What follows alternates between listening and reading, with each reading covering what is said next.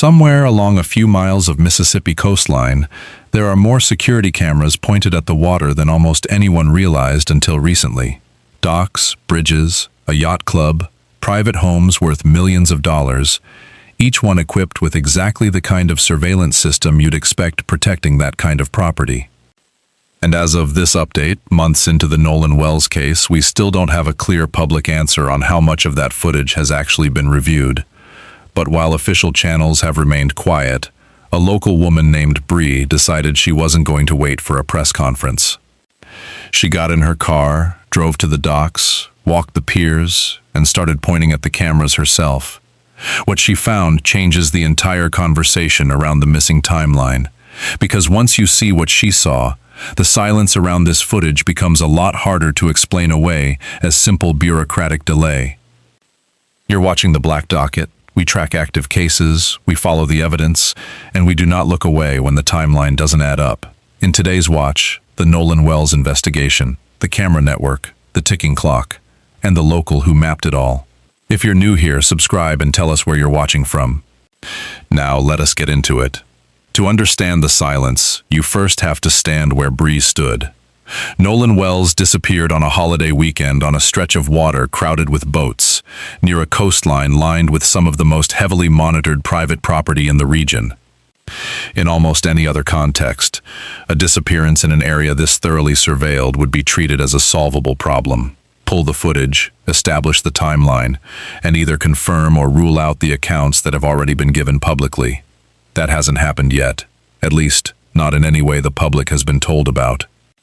Independent researchers following this case have spent weeks cross-referencing GPS coordinates reportedly pulled from one of the boats involved that day, plotting them against publicly available satellite imagery to reconstruct exactly where the boat stopped between Horn Island and its final return to shore. This wasn't a quick glance at a map. It was hours of manual work aligning coordinates pixel by pixel against real-world geography, trying to answer a question official channels hadn't yet addressed publicly. Where precisely did this boat go that day, and what was near it the entire time? All right, you guys, this morning we are going to go see where Nolan's last steps could have been. We're going to trace the whole Gulf Coast. We are starting in Pascagoula. This is City Park Beach. Now, let me get out on this dock and I'll be able to zoom in. You can definitely see an island out there onto this dock, this pier, and then I'll show you guys on the map where I'm standing, and then I will do a zoom in. Okay, I want to show you guys something. So I'm almost all the way out at the end of this pier right here. This is the Pascagoula Beach Pier, and then when you look to the right, we'll start seeing where Horn Island forms right there. And when we look to the left, when we get up here at the end of this dock, you're going to see this is the Horn Island Pass. See, left to the left. And then this big island right here is called Pettigrew Island. Okay, so I'm going to get back on camera. So basically, I'm standing in the middle of the Horn Island Pass and Horn Island. So I'm at the far east tip of where Horn Island begins. Okay, guys? Okay, so when you look out here, starts Horn Island. There's Ingles. There's Ingles. You see the island, Noli? Yeah? How about that? Okay, y'all see that out there? That, my friends, is Horn Island. It is. I will show you on the map. I will show you. Hold on. Okay, so this again is the Singing River Island Bridge. And that island that is right there is Singing River Island. Yeah, you see that? But if you scroll past that, if you zoom past that island right there, okay, the island way out there starts Horn Island. Okay? Alright, Horn Island, Singing River Island. Okay, baby, we're going to the park. See that? My friends, is Horn Island. And look at these houses right here. There's a sign here that says no trespassing, but this is a registered house in Mississippi with views of Horn Island. Goshen, Mississippi, viewing the east side of Horn Island, all the way over to entering into Ocean Springs. And I say, let's go down to here and check things out. This is going to be the St. Andrews area. So, let's head into Ocean Springs, which is straight down the road that the high school is down, Ocean Springs High School. As you can see right here, it says Greyhound Way. There's Ocean Springs High School, and we will travel all the way down that road and come down here and get on Bellefontaine Drive. So, let's go. I'm not receiving blessings. Your eyes the window to your soul. We all can see you stressing. My name's amazing. I was thinking I'm someone you should know. Okay, so I am in the St. Andrews Beach area, and that, my friends, is Horn Island. Guess what house is right here? Over here, let me show you. Check out this house right here, y'all. Stunning, right? Do you know whose house this is? Tell you what, he's a famous doctor here in this. Beautiful, beautiful, beautiful. Alright, we are coming up on the beach. Now, look what you can see from the street. Do you know what that is? I'll give you one guess. I'll give you one guess. Yes. It's Horn Island! It's Horn Island. Alright, so now we're going to head over here to Gulf Park Estates, where I was yesterday, over here, to this pier right here, which is called Lake Marsh Dare. And when you look to the left, What do y'all see? Horn Island! My goodness, if I was looking to the right, then I would have been looking at Deer Island. All right, let's go show you guys. Okay, this is Lake Mars Pier. Okay, there's cameras. We are back at Lake Mars Pier. We are going on to the dock right now. I'm going to speed this up. So there's a camera coming in this way right there. Dude, I can see it from even being right here, and you still have a ways to walk to get to the end of the pier. Watch, let me show you. Oh, the water's pretty calm today. That out there, I haven't even zoomed in yet, and I can see all that. Okay, that's the island. Ready? Here we go. Boom. Horn Island. Okay. That is Horn Island. Now, let's go out to the end of the pier, and we'll look to the right, where you will see, obviously, Deer Island. Now, look to the right. Yeah, we're floating in the water. The wood's got us. Look at that. See that out there? I ain't even all the way to the end of the pier yet. That, my friends, is Deer Island. And we'll go to Biloxi, and I'll give you a better viewpoint of Deer Island as well. And again, cameras, silver. All right, this is the RV resort. They have a whole clubhouse, satellite cameras. It even says when you come in here that this whole area is under surveillance. I'll show you when we come in. Oh, look at that. The whole property is under surveillance. Now, this golf course is located on Back Bay, St. Martin area, where you can see the right side of Lover's Lane, Catfish Jenny's, Alright, this is behind. Where are we? The Sunset Lounge. Bacchus on the Bayou, etc. Resort. Golf Hills Resort. We're at the Golf Hills Resort. Look at this fine ass house over here. Look at all these fine ass houses. I bet you all these houses have cameras. Look at this. So this was their final stop, which is the Old Fort Bayou dock and pier. That camera definitely would have caught them leaving here, right? Let's go on to the pier. I'm going to show you guys again where all the cameras are at. Back at the dock, there's tons of cameras. This is a drawbridge. This is going to be the Ocean Springs Fort Bayou Bridge. Tons of cameras, you guys. These houses are $1 million homes, okay? Look at that. All right? Listen, where we just were at was on this side, right around that corner, okay? There was Lover's Lane, and I'm going to show you on the map. This was their last stop of the night. Look at all these fine ass houses. Right here is Aunt Jenny's Catfish House, and then right there is Bacchus on the Bayou. Now the wind is picking up, the water's getting choppy, but that's because we do have a storm coming in. Okay, I have now made it to the Ocean Springs Fishing Pier, which is going to be on the left side of Lover's Lane. You gotta be shitting me. Let's go check it out. Yeah, so that's absolutely a fucking camera. We're gonna keep walking. Bet you guys remember to watch. Right there's Biloxi Bridge, by the way, guys. Oh, look. How about that? Huh. You got something. You're gonna tell me none of these fucking cameras have been working? None of them? Where's the footage? End of this Ocean Springs walkable bridge. There is cameras all the way down. A camera on the last pavilion down there. Y'all, I cannot make this shit up. Again, that is Deer Island. Right there. But there's cameras all the way to the end. Okay, so this is the Ocean Springs Yacht Club. There are cameras on every corner of this motherfucker. This is insane, y'all. Insane! But a map on a screen is one thing. Standing on the wood looking out at the water is another. Bree is a local. She knows this coast. She started her investigation at Gulf Park Estates, standing right there at the Lake Mars Pier. From the tip of that pier, she could see straight out to Horn Island. She could see the washing machine, the choppy water they talked about.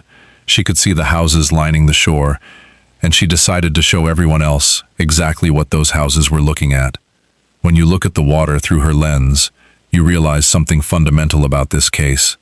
A boat doesn't move through a populated waterway invisibly. Every dock it passes, every bridge it goes under, every private property it drifts near, all of it sits inside someone's field of view.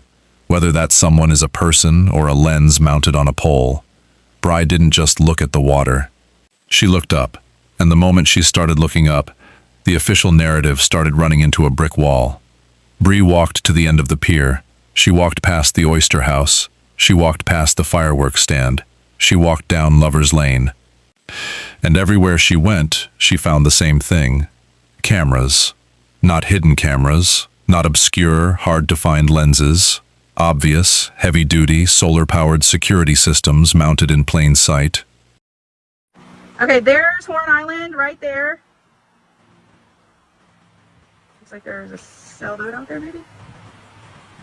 It's up there in the water. That's the island. That is how long it is. It is pretty long, guys. Yeah. That's the west end, or that's the east end. And this light.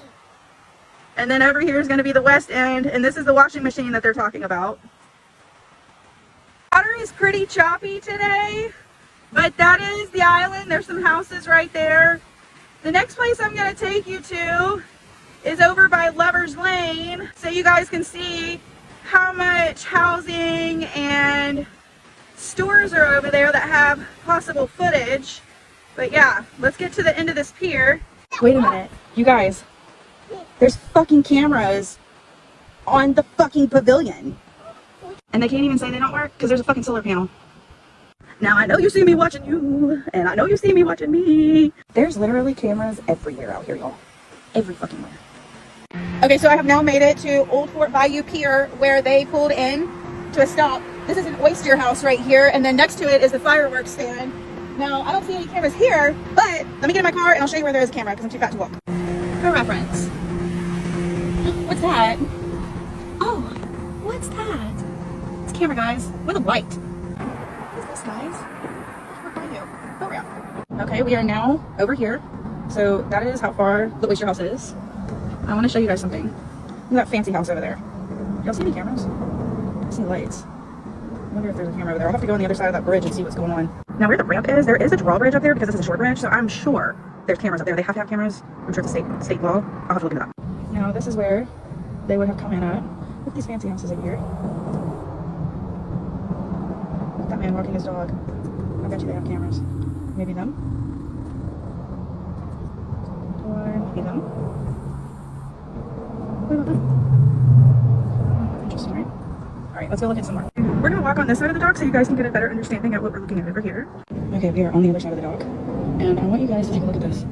That's a catfish house. They are definite to have cameras in there. Look at these houses. You can tell me none of these houses saw anything on their next stop to Lover's Lane, which hold on, I'll point to you where Lover's Lane is. That, my friends, is Lover's Lane. And you're going to tell me that I ain't questioned. None of them houses. By the way, that's a restaurant. That's a restaurant. So they have even better view. But they haven't questioned any of these motherfuckers who own these houses. Look at that. That's a historical home registered for the state of Mississippi. You know they have cameras. I'm just saying. Oh look, my friends found the cameras. Ain't that something? All right, we're gonna get back on Lover's Lane. I just had to explore the little neighborhood they had to the side there. All right, this is back on Lover's Lane. So this is where one of them home people live. I'm not sure if it was a male or female. One of their shops was here on Lover's Lane. You're gonna tell me. No, that house was just beautiful. Not these houses. All right, let me tell this. Let's go there, Mom. Oh, Lord have mercy. There was a house over there that had the gate completely padded up. You couldn't see through it, so I could only assume it might have been the house. But yes, this is, look at this. Can we go there? Yeah, baby. Water on every side with all these stunning houses. No, there's no sand. I just had to show you all. Okay, now we are at the end of Lover's Lane. We're gonna go back up. You're gonna see all these fancy houses coming from this direction. I zoomed out as much as I could. You get the idea. Look at that. Stunning. Boom. Right? And the biggest house had the most private gate. You'll see all these wrought iron gates how they're just open and the people are chill and they don't care. Wait till you see this next one. It's quite interesting. And I bet you $1 million that these houses have cameras. Now, I'm not going to stop to look at everyone, but let me put y'all up here. Okay. It's coming up. You ready? Boom. You cannot see anything to this house. And I mean, they have it so hidden. Look, every gate is concealed. Listen to what she actually found. Cameras on the public pavilions. Cameras attached to solar panels specifically so they never lose power, which means nobody can claim a storm knocked out the electricity. Cameras at the old Fort Bayou Pier where the boat reportedly pulled in. Cameras at the RV resort with signs explicitly warning that the entire area is under surveillance. Cameras on the Ocean Springs fishing pier. Cameras on every corner of the Ocean Springs Yacht Club. And then there are the houses, multi-million-dollar estates lining the bayou, historical homes registered with the state of Mississippi, properties with wrought iron gates, private docks, and waterfront views. Bree walked past them one by one. She pointed at the catfish house. She pointed at the restaurants. She pointed at the drawbridge, the Ocean Springs Fort Bayou Bridge, and noted that by law, by logic, and by basic safety protocol, a drawbridge has to have cameras. She stood on the docks and asked the question that is now echoing across the entire internet. You're going to tell me none of these cameras were working? You're going to tell me none of these houses saw anything? What Bree documented isn't a theory. It's a physical inventory. It is proof that the infrastructure to solve this timeline already exists. But finding the cameras is only half the battle. The other half is understanding why, months later, the footage from those cameras remains a ghost. Consider just how layered this coverage actually is. Thanks to Bree's walkthrough, we know it's not one camera at one intersection. It's three completely separate categories of surveillance, run by three completely separate sets of people, all potentially recording pieces of the same afternoon. Layer 1. Public safety cameras on shared infrastructure like the pavilions, the fishing piers, and the Fort Bayou drawbridge, installed by local government for entirely unrelated reasons like monitoring traffic accidents or vandalism. Layer 2. Private residential systems installed by homeowners protecting million-dollar properties from theft. Bree saw the gates, she saw the lights, she saw the angles. Layer 3. Commercial systems belonging to marinas, the RV resort, restaurants like Catfish Jenny's and Bacchus on the Bayou, and the Ocean Springs Yacht Club, installed for liability and insurance purposes that have nothing to do with this case at all. 3 different networks, dozens of separate owners, all potentially capturing the same boat, on the same day, at the same time. That's not a coincidence that benefits any one theory. It's simply what modern waterfront infrastructure looks like. And it means the raw material to reconstruct this timeline in detail may already exist, scattered across dozens of separate systems, waiting to be requested. That fragmentation actually cuts both ways, and it's worth sitting with the complexity of it, rather than reaching for the simplest explanation. On one hand, footage scattered across dozens of independent systems is genuinely harder to gather quickly than footage from a single centralized source. Investigators would need to identify every relevant camera, contact every owner individually, and request footage before automatic deletion cycles kick in, all while running a broader investigation with limited time and resources. On the other hand, that same fragmentation makes any coordinated effort to suppress all of it extraordinarily difficult to pull off. Convincing dozens of separate homeowners, business owners, and government agencies to all quietly lose the same afternoon of footage would require a level of coordination that strains basic plausibility. The far more mundane explanation, that some footage was never requested in time, some was requested and hasn't been made public, and some simply never existed in usable form to begin with, fits the available facts without requiring anyone to assume a conspiracy at all. But that mundane explanation comes with a terrifying catch, a catch that brings us to the most critical detail in this entire update. That question isn't just circulating in comment sections anymore. According to reporting on the case, attorney Ben Crump's legal team has issued subpoena and evidence preservation notices covering security footage connected to the case, a legal step that only makes sense if there is a reasonable belief that footage exists somewhere and could genuinely matter to understanding what happened. Preservation notices are not requests made lightly. They are formal legal instruments sent specifically to prevent evidence from being lost, and their existence alone tells you that someone with legal standing in this case believes the footage question is serious enough to act on immediately, rather than wait. Here's what makes the timing of that so significant. Standard commercial security systems typically retain footage for somewhere between 30 and 90 days before it's automatically overwritten, cycled out, gone for good. That means the window to preserve anything recorded on July 4th, 5th, and 6th was already closing fast by the time these requests went out.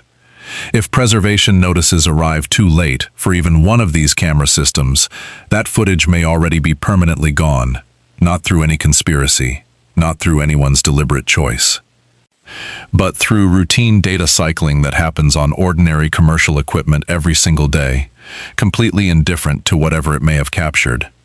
That's the quiet tragedy hiding inside this entire footage question. The evidence that could answer so much may have simply expired, while everyone was still asking whether it existed at all.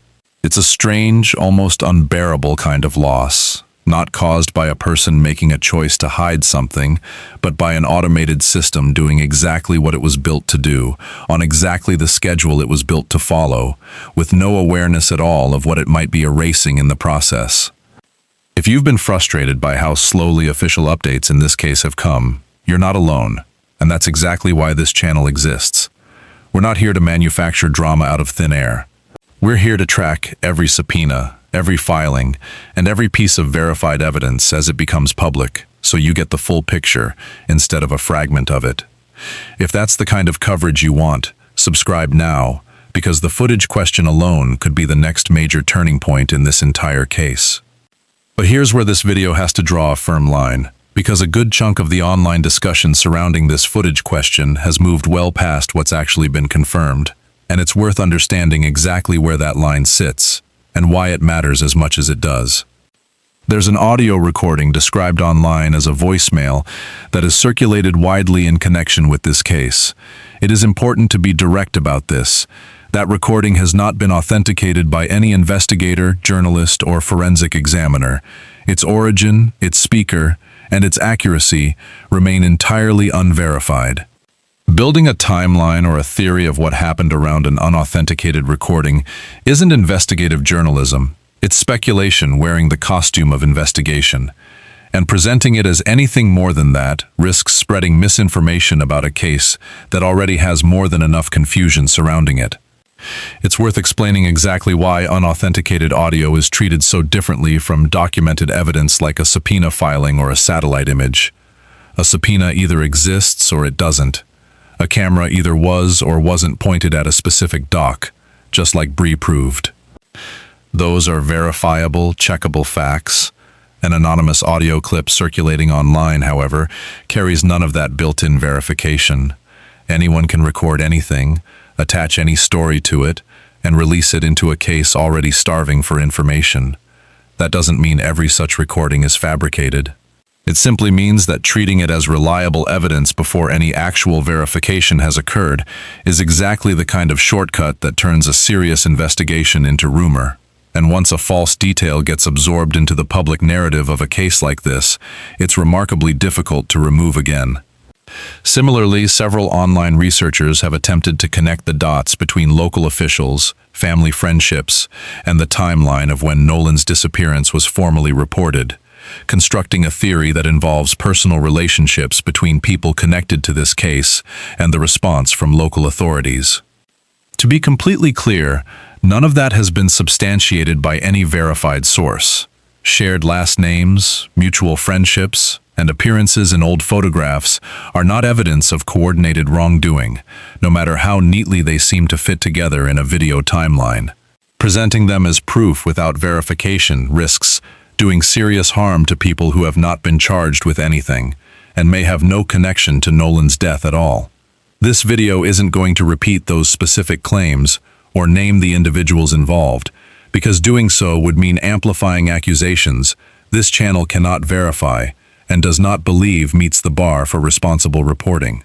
No matter how many views a wilder version of this story might generate, there's a broader pattern worth naming here, one that shows up in nearly every high-profile case that plays out partly online. When official information moves slowly, and it often does for legitimate legal reasons, that vacuum doesn't stay empty for long.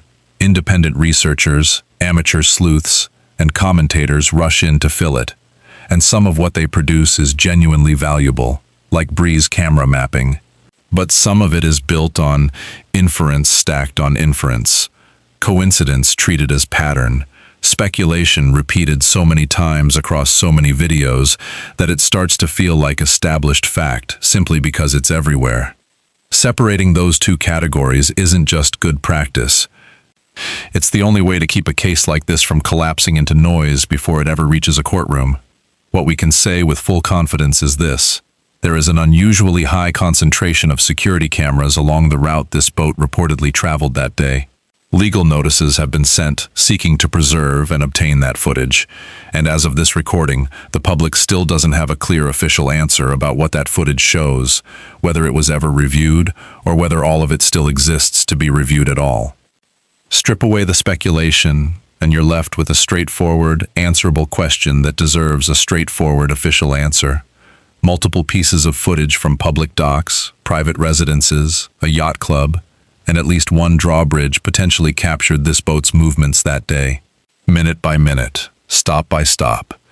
Has that footage been requested? Has it been reviewed? And if any of it no longer exists, was that simply because retention periods expired on schedule the way they do on every commercial security system in the country, or was it something else? That's not a conspiracy theory. That's a basic procedural question any competent investigation would need to answer as a matter of routine. And it's one this case still hasn't answered publicly. Months after Nolan Wells disappeared from that island, months after his family started asking and asking and asking again. There's also a second legal track running quietly alongside the criminal investigation, one worth understanding on its own terms. Reporting on this case has referenced a wrongful death claim connected to Nolan's disappearance, a distinct legal process from any criminal charge. In a wrongful death case, the question isn't necessarily whether anyone intended harm, it's whether reasonable actions taken at the right moments might have changed the outcome, and whether a failure to take those actions carries legal responsibility. That distinction matters enormously here, because it means the footage question isn't only relevant to determining what happened on the water that afternoon. It's potentially relevant to establishing exactly what people knew, and when they knew it, in the hours that followed. Information that could matter just as much in a civil courtroom as it would in a criminal one. Cases like this one don't get resolved by viral theories or unverified recordings circulating in comment sections at midnight. They get resolved by exactly this kind of methodical, evidence-based follow-through. The kind of coverage that takes the time to separate a documented camera inventory from an unverified rumor, even when the rumor is more exciting to watch. If that's the standard you want from the channels you follow, this is exactly the moment to subscribe, because we're going to keep pressing on this footage question until there's a real answer, not a theory dressed up to look like one. Here's what's actually confirmed as of this update. Independent research, boots on the ground, walking the docks, has documented an extensive network of security cameras along the boat's reported route that day, spanning public infrastructure, private residences, and commercial properties. More cameras than most viewers likely assumed existed along a stretch of coastline like this. Legal representatives for Nolan's family have issued subpoena and preservation notices seeking access to that footage. Standard retention windows for that kind of footage typically run between 30 and 90 days, meaning the timing of those requests may prove absolutely critical to whether any of it still exists to be examined at all. A separate wrongful death claim connected to the case adds another layer to why this footage matters, independent of any criminal proceeding, and no official confirmation has yet been made public regarding what, if anything, that footage actually shows. What remains unconfirmed, and what this video is not going to present as fact, includes an unauthenticated audio recording circulating online and a broader theory connecting local officials and private individuals to an alleged cover-up. Neither of those threads has been substantiated, and repeating them as though they were established fact would be irresponsible, regardless of how compelling they might sound wrapped in a well-produced video with a confident narrator. If additional forensic findings, official statements, or footage does become public, they'll bring this case meaningfully closer to a real answer.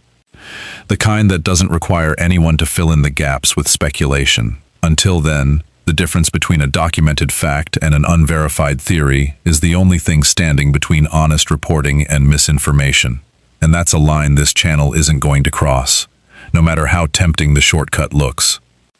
There's one more thing worth saying before we close this update out. Something that tends to get lost in the back and forth over theories and timelines. Somewhere behind every camera Bree pointed at, every subpoena filed, every legal notice sent, there's a family that has spent months without the answer they're owed.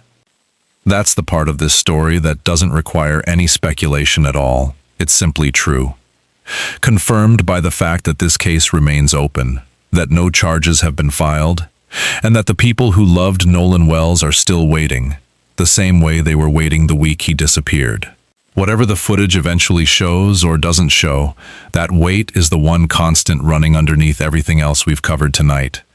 If you appreciate documentary coverage that holds that line, even when a wilder theory would probably get more views, subscribe to the Black Docket and turn on notifications. Because we're staying with this case, and we're staying honest about what we actually know for as long as it takes to get a real answer. Because in the end, the cameras don't care about the theories, they only care about the truth. And right now, the truth is still buffering.